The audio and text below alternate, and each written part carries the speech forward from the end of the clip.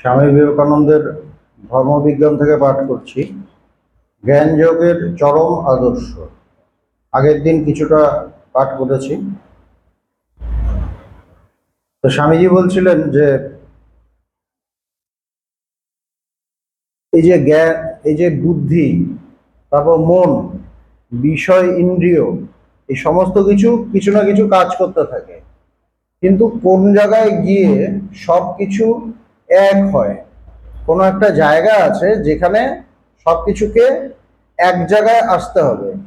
আমি সেদিন বলছিলাম যেরকম একটা বাড়িতে একজন বসে থাকে, মেন কর্তা, যেমন ভগবান এলেন, এবার কেউ রান্না করছে, কেউ ঘর মুছছে, কেউ লেখালেখি করছে, কেউ যারা বাইরে থেকে আসছে তাদের সাথে কথা বলছে, সব রকম কাজ হচ্ছে, কিন্তু সমস্ত কিছু কি ভগবানের জন্য। ভগবান আছে বলেই, ভগবান যে নেই, সঙ্গে সঙ্গে সব ধরনের কাজ বন্ধ হয়ে যায়, বা কাজ করে যে যার ইন্ডিভিজুয়াল কাজ করে। তো সেরকম ভাবে এমন একটা জায়গা থাকতে হবে যেখানে সমস্ত যে কাজগুলো, ইন্দ্রিয়ের কাজ, মনের কাজ, বুদ্ধির কাজ, সব আলাদা আলাদা, ওগুলো গিয়ে এক জায়গাতে আসে, একত্রে আসে। তিনি আছেন বলেই সব হয়। তো তার কথাই স্বামীজি বলছিলেন যে সেটাই আত্মা। এই দেহ জড় পরমাণু গঠিত, আর ইহা জড় ও অচেতন। বলছে আমাদের দেহটা কি? আমাদের দেহটা জড় পরমাণু দিয়ে গঠিত, যেগুলো জড় জড় বস্তু। এর মধ্যে যা আছে, এই আমাদের শরীরে যা কিছু আছে সব জড় বস্তু। আর ইহা জড় ও অচেতন। প্রতিটা শরীরের প্রতিটা পার্টকে আলাদা আলাদা করে যদি নিই, প্রতিটা কম্পোনেন্টকে যদি আলাদা আলাদা করে নিই, দেখা যাবে প্রতিটাই জড় এবং প্রতিটাই অচেতন, কোনোটার মধ্যে চেতনা নেই। যাহাকে সূক্ষ্ম শরীর বলা হয় তাহাও ঐরূপ। বলছে প্রথম যেটা বললো শরীরের কথা, সেটা হলো স্থূল শরীর, গ্রস বডি, যেটা দেখা যাচ্ছে। এরপর কি, যেটাকে সূক্ষ্ম শরীর বলে। সূক্ষ্ম শরীর মানে মন, বুদ্ধি, চিত্ত, অহংকার, এই যে এই সমস্ত কিছু, এইগুলো নিয়ে আমাদের সূক্ষ্ম শরীর। এটা কি বলছে? এটাও জড়।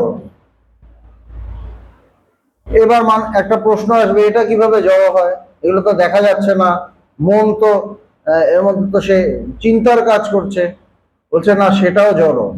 সেটা কিরকম জড়? সূক্ষ্ম জড়। এইগুলো হলো স্থূল জড়। আর যে সূক্ষ্ম শরীর, সেটা হলো সূক্ষ্ম জড়, সেটাও সূক্ষ্ম, সেটাও জড়। সাংখ্যের মতে সূক্ষ্ম শরীর অতি সূক্ষ্ম পরমাণু গঠিত একটি ক্ষুদ্র শরীর।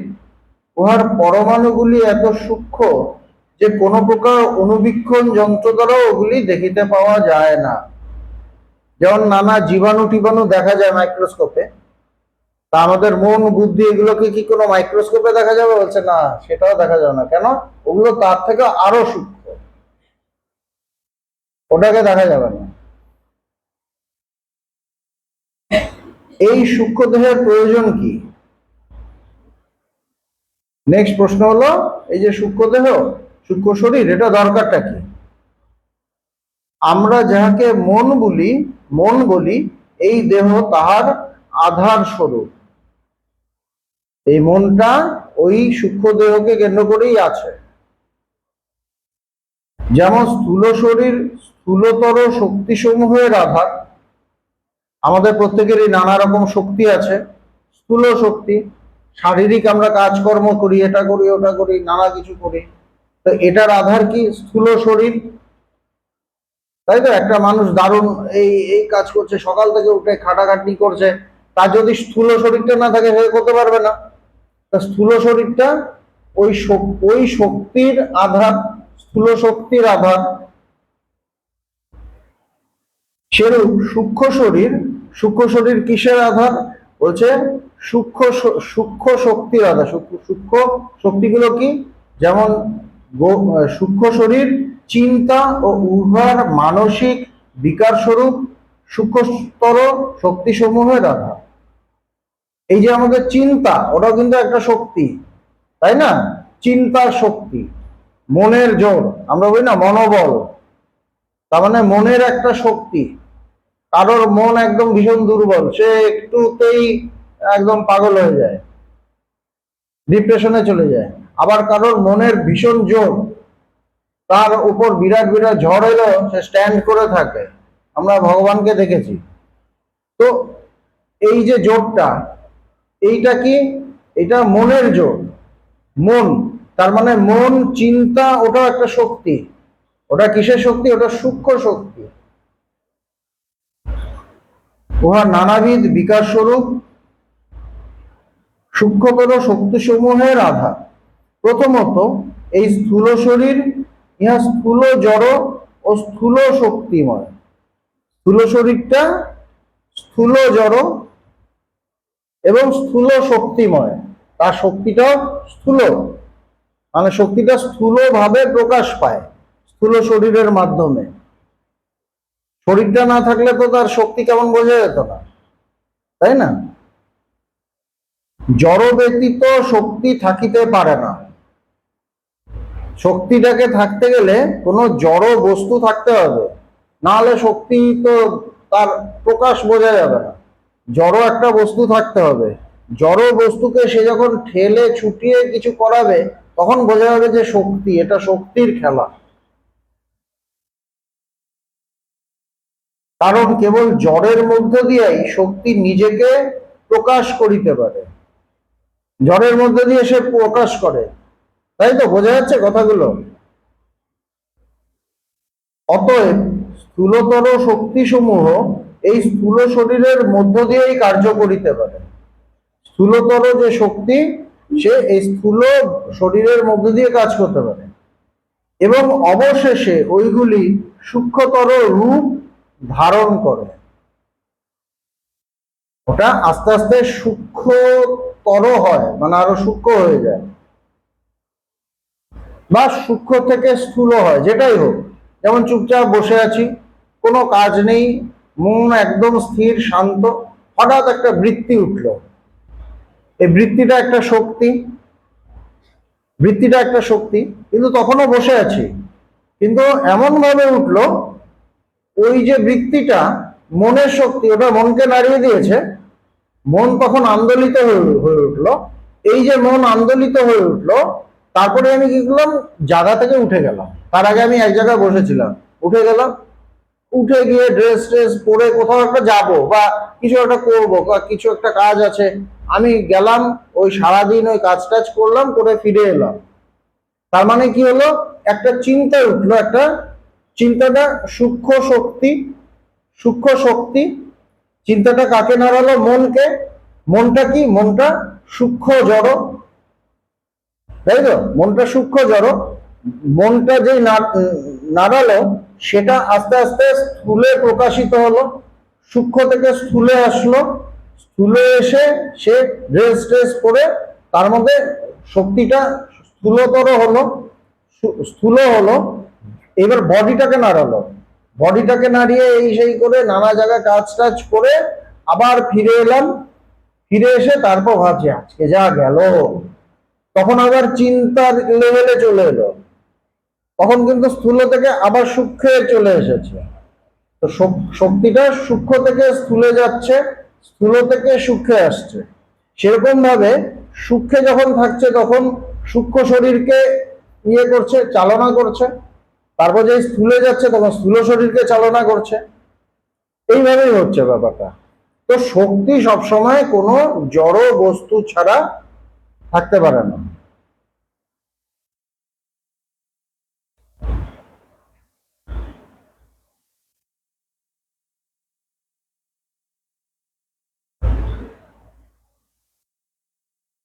যে শক্তি স্থূলভাবে কার্য করিতেছে তাহাই সূক্ষ্মতর রূপে কার্য করিতে থাকে এবং চিন্তা রূপে পরিণত হয়। যেটা বললাম, যেটা স্থূলভাবে কাজ করছিল সেটা আস্তে আস্তে সূক্ষ্মভাবে কাজ করতে থাকে এবং শারীরিক শক্তি থেকে সেটা মানসিক শক্তিতে পরিণত হচ্ছে, চিন্তা রূপে পরিণত হচ্ছে।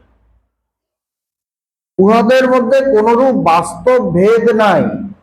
একই বস্তুর একটি স্থূল অপরটি সূক্ষ্ম প্রকাশ মাত্র।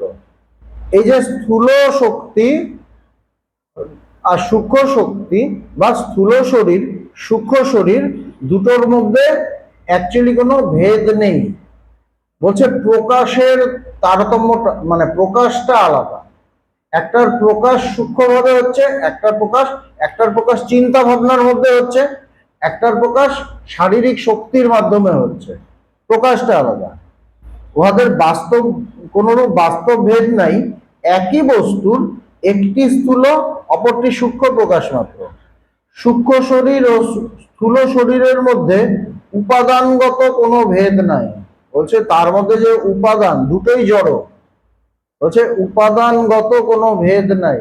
স্থূল শরীর সূক্ষ্ম শরীর দুটোই জড়, একটা সূক্ষ্ম একটা স্থূল, এটাই তফাৎ। যেমন এখানে এই কাঠের এটা বানানো হয়েছে, এখান থেকে একটা জাস্ট জাস্ট একটু কেটে নিলে এখানে রাখলাম, তো দুটোই তো কাঠই থাকলো। তার মানে উপাদানগত কোনো ভেদ নেই, একটা সূক্ষ্ম একটা স্থূল, আর কিছু না। সূক্ষ্ম শরীরও জড়, তবে উহা খুব সূক্ষ্ম জড়। এবার প্রশ্ন, এই সকল শক্তি কোথা হইতে আসে? বলছে বুঝলাম এটা শক্তি। বলছে এই শক্তিটা কোত্থেকে আসছে, কোত্থেকে আসে এই শক্তিটা? বেদান্ত দর্শনের মতে প্রকৃতি দুইটি বস্তুতে গঠিত। এই যে প্রকৃতির কথা দিয়ে এখানে শুরু হয়েছিল, পুরুষ প্রকৃতি এগুলো দিয়ে শুরু হয়েছিল তো আমাদের সাংখ্য দর্শন। তো বলছে প্রকৃতিটা দুটো বস্তুতে গঠিত, একটিকে তাহারা আকাশ বলেন, উহা অতি সূক্ষ্ম জড়। আকাশ, একটাকে বলে আকাশ, বলছে ওটা কি সূক্ষ্ম জড়, ওটাও জড়। আমরা দেখি না আকাশ, আকাশ বলতে আমি কি দেখি? ফাঁকা জায়গা। কিন্তু বেদান্তে বলছে ওটাও ফাঁকা নয়, ওটাও জড়, কিন্তু ভীষণ সূক্ষ্ম জড়। উহা অতি সূক্ষ্ম জড়। আর অপরটিকে তাহারা তো উপাদান বলছে দুটো উপাদানে গঠিত প্রকৃতি, একটা হলো আকাশ, আরেকটা কি? আরেকটিকে তাহারা প্রাণ বলেন। আরেকটা হলো প্রাণ। প্রাণ এবং আকাশ মিলে এই প্রকৃতি। ব্রহ্ম কিন্তু এর থেকে আলাদা, মানে পুরুষ বা চেতন বা ব্রহ্ম বা যেটাই বলি না কেন আত্মা, সেটা এর থেকে আলাদা। প্রকৃতি দুটো জিনিসে গঠিত, একটা প্রাণ, একটা হলো আকাশ। আকাশটা কি সূক্ষ্ম জড়। আপনারা পৃথিবী, বায়ু বা অন্য যাহা কিছু দেখেন, শুনেন বা স্পর্শ দ্বারা অনুভব করেন, তাহাই জড়। আকাশ থেকে কি হয়? আকাশ থেকে আমাদের সৃষ্টি তত্ত্বে যেগুলো বলা আছে ভারতীয় দর্শনে, যে আকাশ থেকে বায়ু, বায়ু থেকে তেজ বা অগ্নি, অগ্নি থেকে জল, জল থেকে পৃথিবী, এই পঞ্চভূত, এটাই হলো পঞ্চভূত। এগুলো স্থূল পঞ্চভূত, তারও আগে সূক্ষ্ম পঞ্চভূত আছে, ওগুলো আছে। তো এই যে বলছে আকাশ বায়ু, না আকাশ থেকে বায়ু টায়ু আমরা জল টল যা কিছু দেখছি, সেটা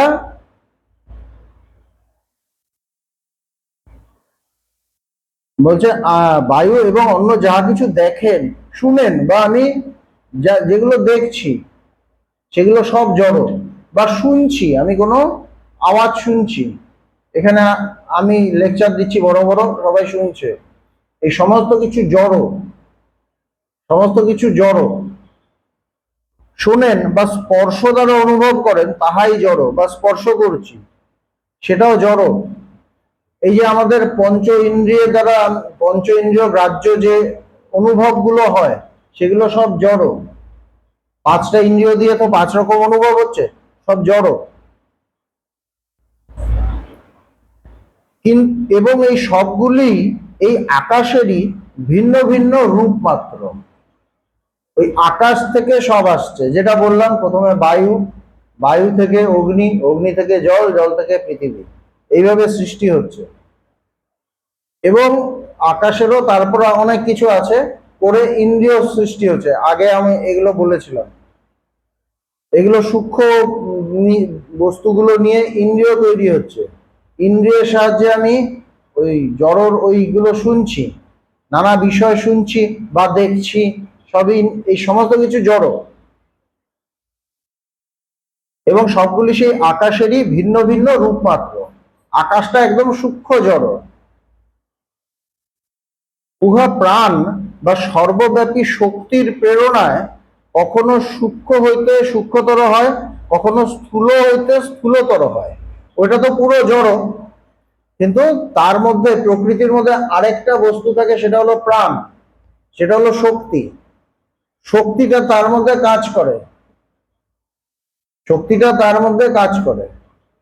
কাজ করে কি হয়, ওগুলো কখনো স্থূল হয়, কখনো ওই কাজ শক্তিটা যে তার মধ্যে কাজ করছে তাতে কি হয়, ওখান থেকে স্থূল হয়, আবার কখনো সূক্ষ্ম হয়। যেমন সমুদ্রের জল, সমুদ্রের জল, ওখানে এই যে বড় বড় ঢেউ আসছে, সবই তো জল, কিন্তু তার মধ্যে এমন বাতাসের খেলা চলছে, ঢেউ সৃষ্টি হচ্ছে।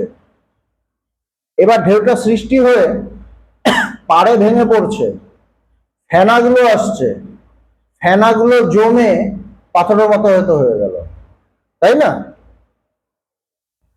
তারপর কত কিছু হয়, তো সবই তো জল থেকেই হচ্ছে। বা জল থেকে জমে গেল ঠান্ডায়, বরফ হয়ে গেল, সবই তো জল। কিসের কিসের ইয়েতে হচ্ছে, ওই শক্তির ইয়েতে, বাতাসের শক্তি বা গরমের তাপের শক্তি বা শীতের ঠান্ডার শক্তি, সবকিছুতে ওটার মধ্যে কাজ করছে এবং কিছু না কিছু রূপ নিচ্ছে। সেরকম ভাবেই প্রকৃতির মধ্যে দুটো আছে, একটা হলো প্রাণ বা শক্তি, আর একটা হলো এই আকাশ। এই যে কাজ হচ্ছে, দুটোর মধ্যে অ্যাকশন হচ্ছে, তাতে কোন আইদার সূক্ষ্ম থেকে সূক্ষ্ম আরো সূক্ষ্ম হয়ে যাচ্ছে, বা স্থূল থেকে আরো স্থূল হয়ে যাচ্ছে, এরকম হচ্ছে। এইভাবে সৃষ্টি হচ্ছে, ধ্বংস হচ্ছে, সৃষ্টি প্রলয়, সৃষ্টি স্থিতি প্রলয়, ওই শক্তির কাজ, প্রকৃতির মধ্যে কাজটা হচ্ছে।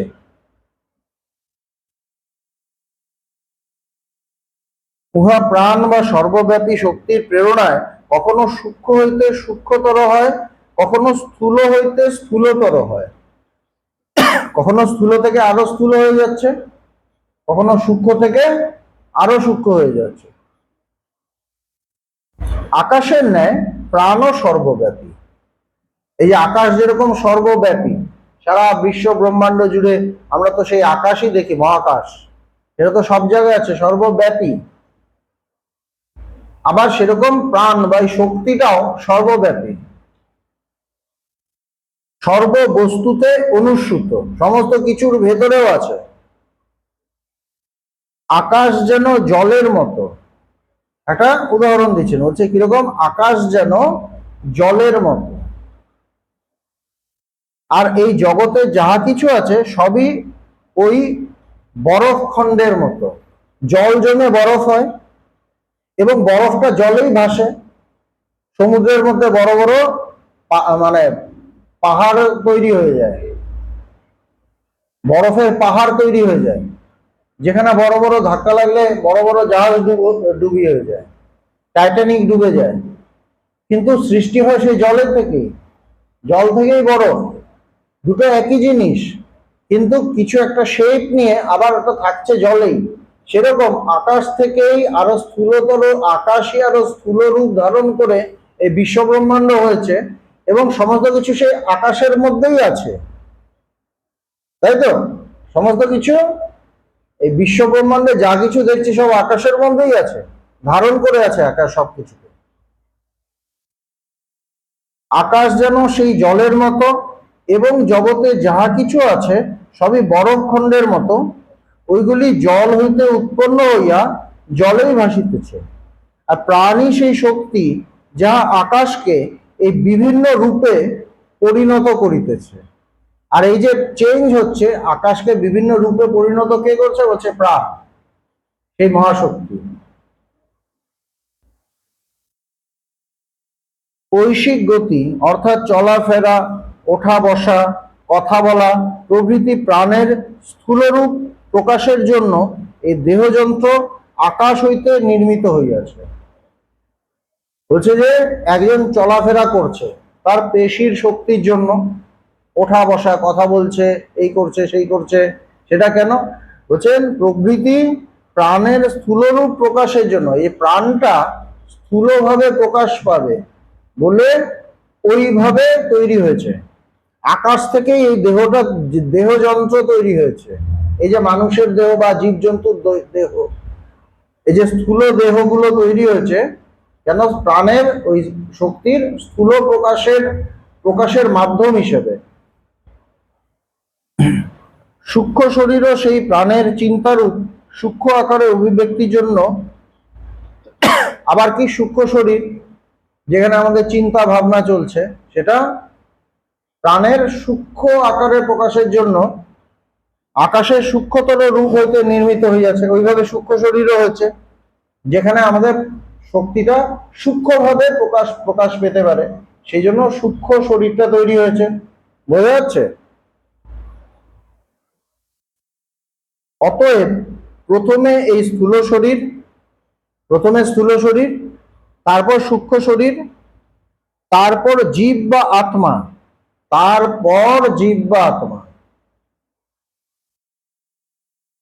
উভয় যথার্থ মানব। এই স্থূল শরীর বা সূক্ষ্ম শরীর সে কিন্তু আসল মানুষটা নয়, এটা অনেক বাইরের দিক।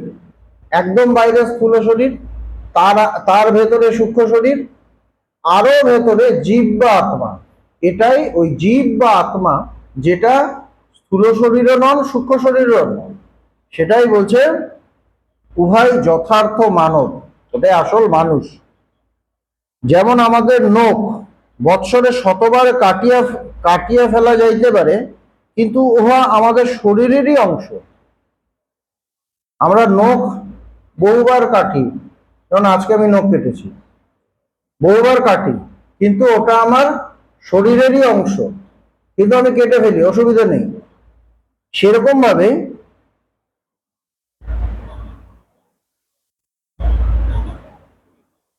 শরীরেরই অংশ, উহা হইতে পৃথক নয়, তেমনি আমাদের শরীর দুইটি নয়। বলছে সেরকম আমাদের শরীর দুটো না। প্রথমে বলছে না সূক্ষ্ম শরীর স্থূল শরীর, এবার কি বলছে যে দুটো কিন্তু আলাদা নয়।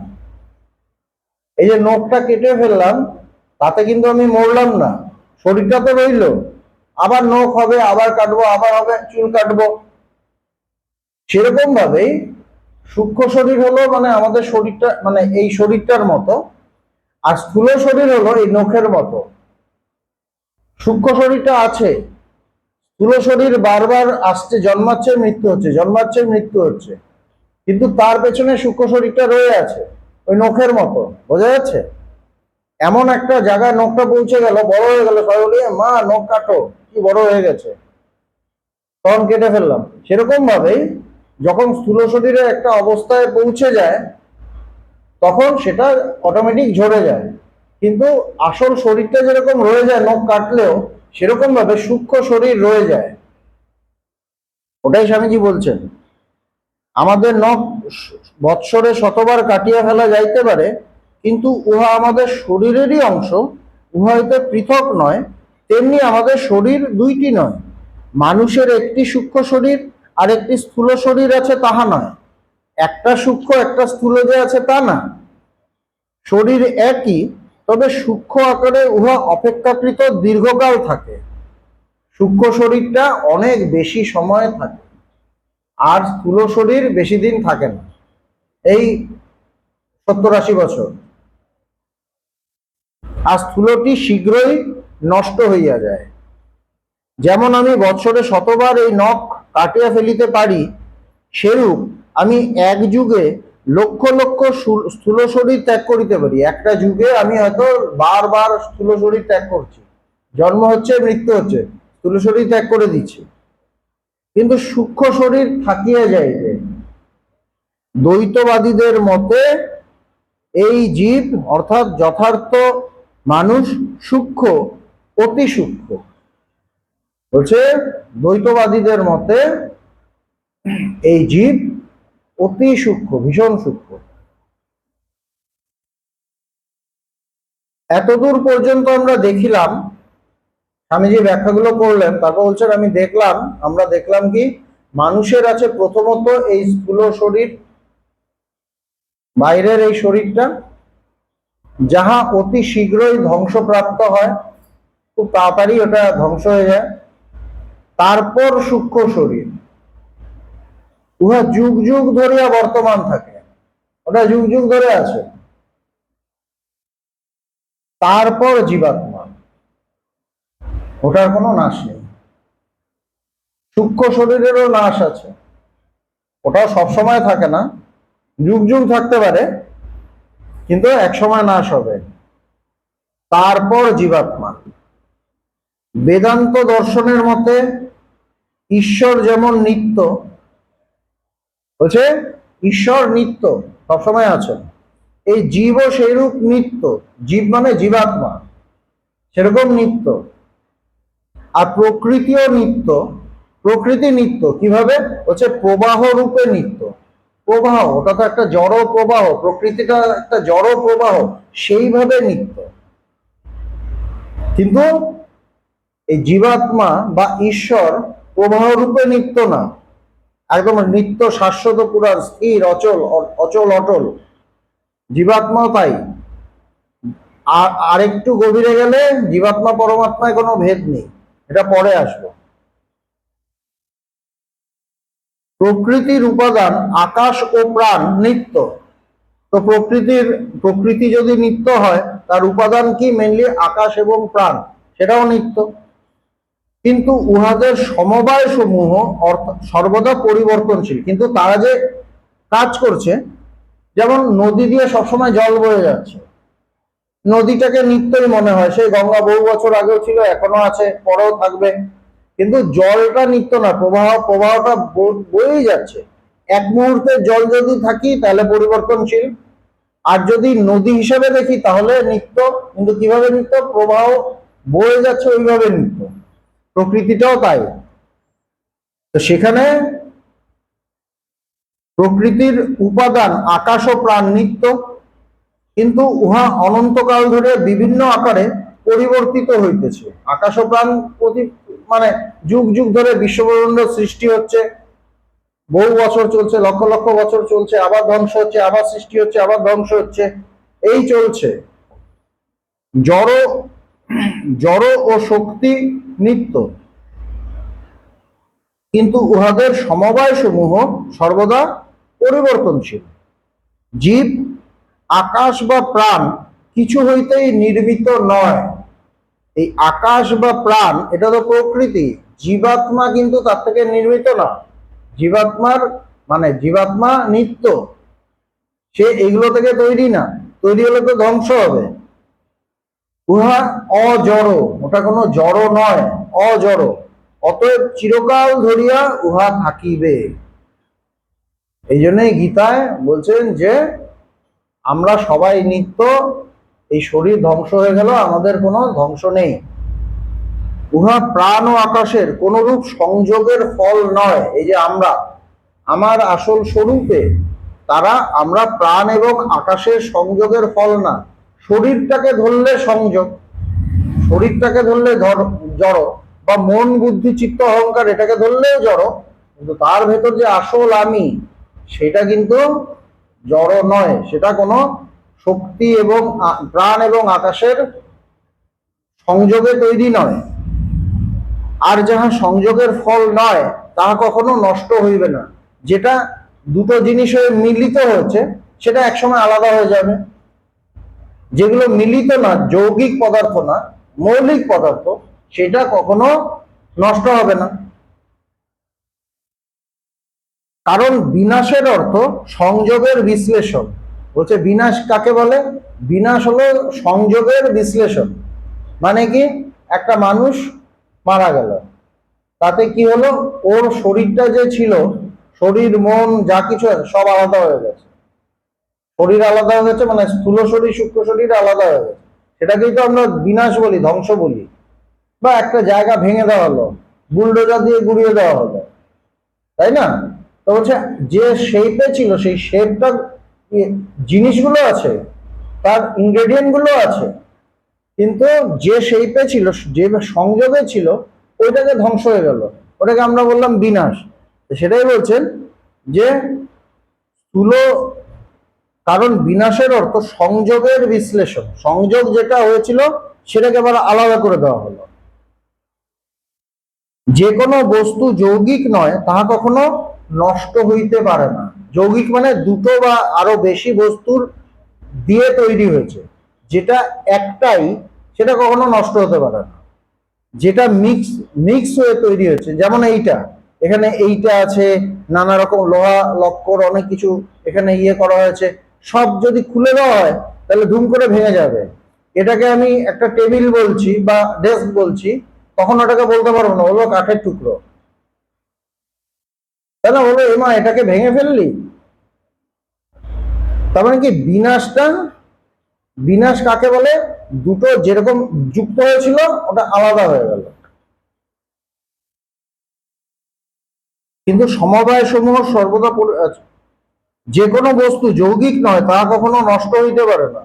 স্থূল শরীর আকাশ ও প্রাণের নানারূপ সংযোগের ফল। এই যে আমাদের স্থূল শরীর চলে যায়, বলছে এটা আকাশ এবং প্রাণের নানারূপ সংযোগের ফল, সুতরাং ওরা বিশ্লিষ্ট হয়ে যাবে, সুতরাং ওটা আবার একসময় সংযোগটা চলে যাবে, শরীরটা চলে যাবে। সূক্ষ্ম শরীরও দীর্ঘকাল পরে বিশ্লিষ্ট হইয়া যাবে। আবার সূক্ষ্ম শরীর যেটা, সেটাও সূক্ষ্ম জড়, সেটাও এক সময় শেষ হয়ে যাবে, মানে সেটাও আকাশ আর প্রাণের সংযোগের ফল, সেটাও এক সময় চলে যাবে।